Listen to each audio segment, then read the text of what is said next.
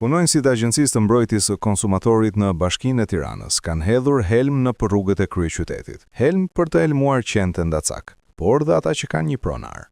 Në videon e siguruar nga CNA shihet se si hidhet helmi në një prej lagjeve të Tiranës, konkretisht në kombinat. Mësohet se nga hedhja e këtij helmi ka humbur jetën një prej qenushave të asaj lagje. Ngjarja ka shqetësuar dhe prekur banorët e zonës, të cilët thonë për redaksinë e CNA-s se qenushi Puki ishte një qen mjaft miqësor me ata vetë dhe nuk i shkaktonte asnjë problematik komunitetit. Banorët tregojnë se ishin ata vetë që kujdeseshin për qenushin Puki. Kjo nuk është era e parë që punonjësit e Agjencisë së Mbrojtjes së Konsumatorit hedhin helm në rrugët e Tiranës për të helmuar kafshët e qytetit. Banorët ngrenë një tjetër shqetësim në lidhje me hedhjen e këtyre helmeve. Përveç helmimeve të kafshëve të pafajshme, hedhja e tyre në vende publike rrezikon të preket dhe nga fëmijët. Përveç helmimeve të kafshëve të pafajshme, hedhja e tyre në vende publike rrezikon të preket dhe nga fëmijët.